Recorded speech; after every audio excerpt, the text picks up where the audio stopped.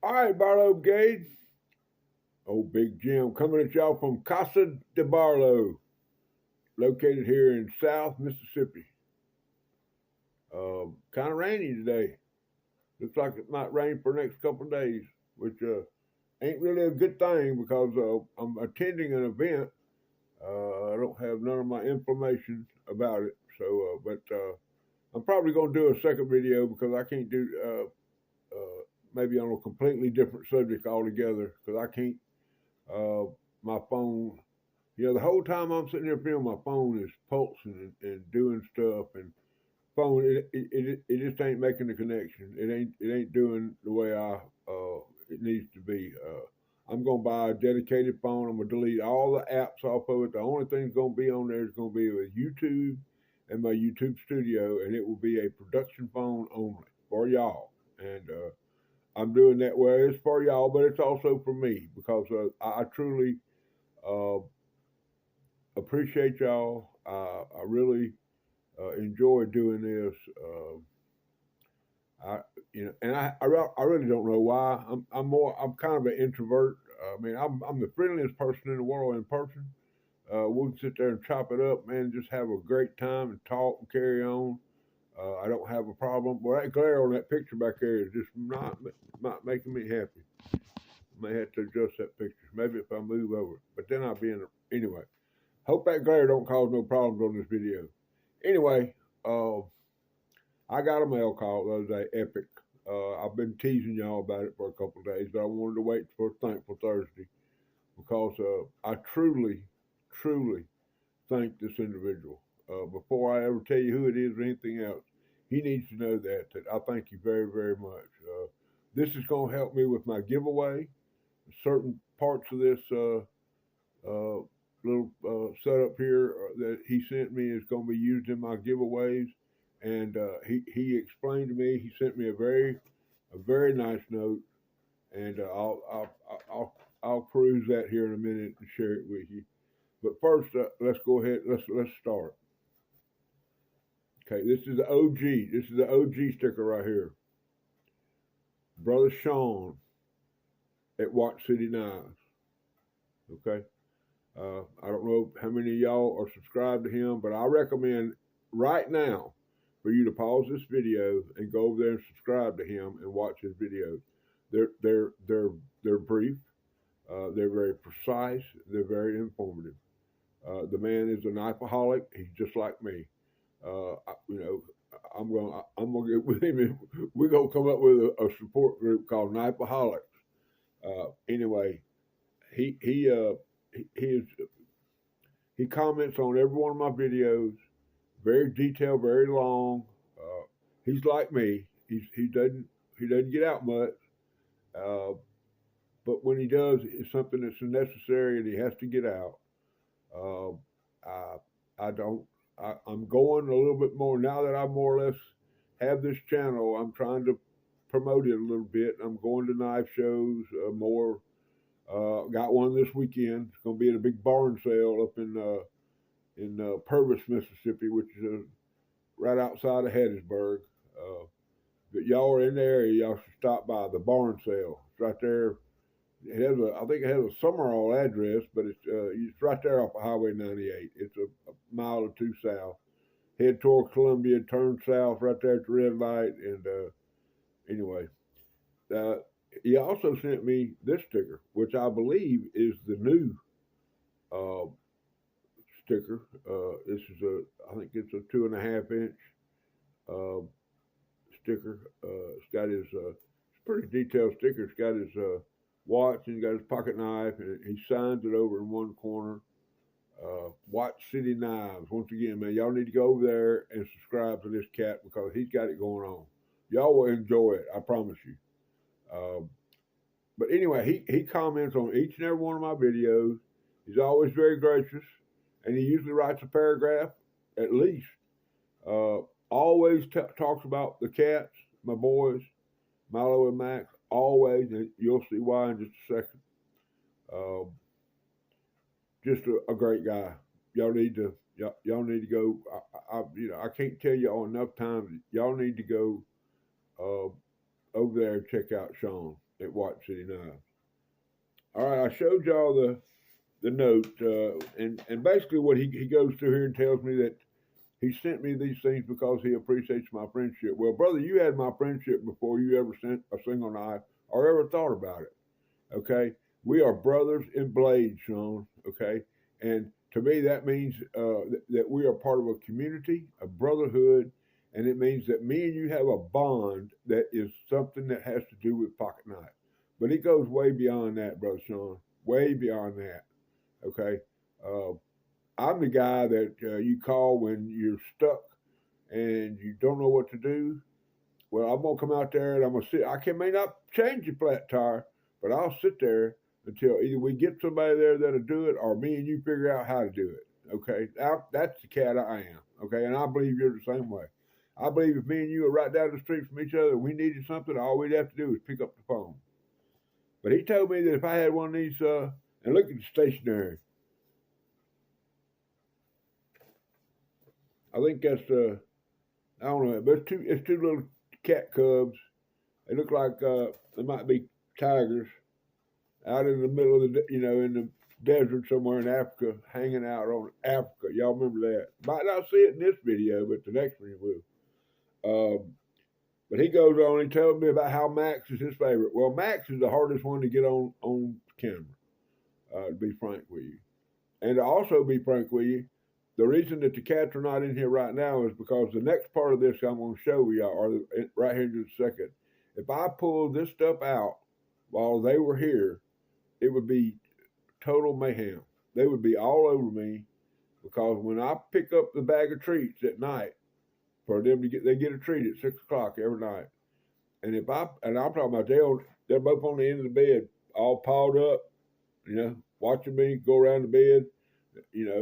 They come in there to get their snack. I put them a little snack on the floor, and they're just as happy as they can be. Anyway, he signs it, and he says, "Thank you so much for your friendship. God bless you and your family," which is my cats. Of course, I have daughters and sons, and an ex-wife and ex-girlfriend, so I have a core group of family. But it's just me and Max Milo here at Casa de Barlow. Okay.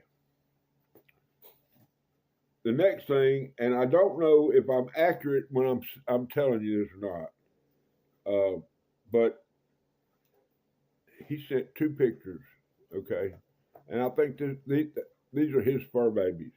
I don't know their names. There's nothing written on them.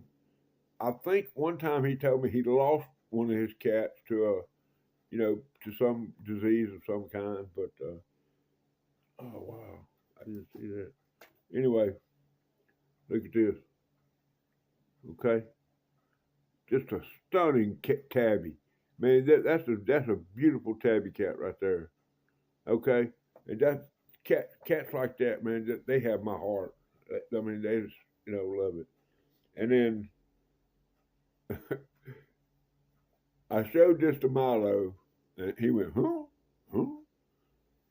I don't know if this is a female or a male, but there you go, guys. Y'all wonder why me and Sean get on? You wonder how me and him G-haul? Y'all ever heard that term G-haul? Well, I'll go ahead and share that with you. When I was younger, my daddy used that term one time. I had no idea what he's talking about, G-haul. Of course, we didn't have no goggle.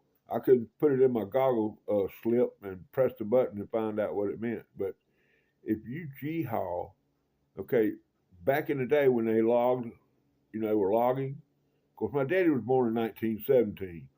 So he grew up during the Depression and all that. And when you were logging timber in this part of the world, they cut everything into saw log length, which is a 12, 14, 16-foot length. And they drew them out with a team of mules or horses. Okay? Well, G-haul is how you directed where you wanted them to go. G means left, and haul means right. So when you G-haul with somebody, that means you're not right and you're not left, you're in the middle. Okay? So G-haul. Just a little wisdom for y'all. All right, the next thing that came in Brother Sean's package was he sent me. Let me get him straight here. The stationery that he wrote the letter to me on. He sent me four, 3 or 4 little pieces of it, and it says Wild Sketches and Doodles, and they're all adorned with the kitty cats, and this one's got looks like a puma hanging in there, and so that's thoughtful, very thoughtful. I'll probably just write something about Sean on that, and then the next thing he sent me was this stack of cards.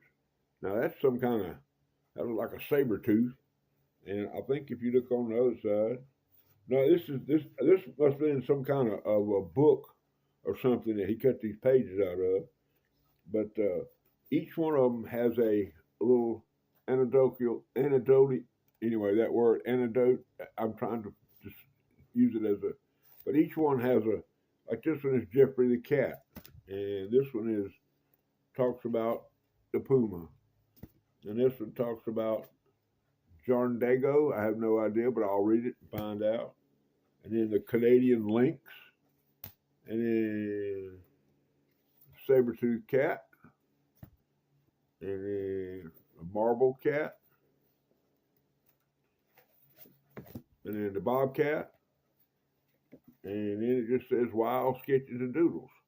So just great artwork on each one of these.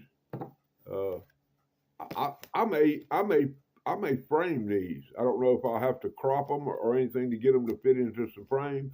But look at this guy. Look at that kitty cat. Just cool. Got his. It looked like, what they got? Anyway, just cooler than creek water right there, guys. Best thing in the world. All right, now the next thing that I'm going to show y'all from my buddy, my friend at Watch City Knives, Sean, is this. This is the reason the cats can't be in here.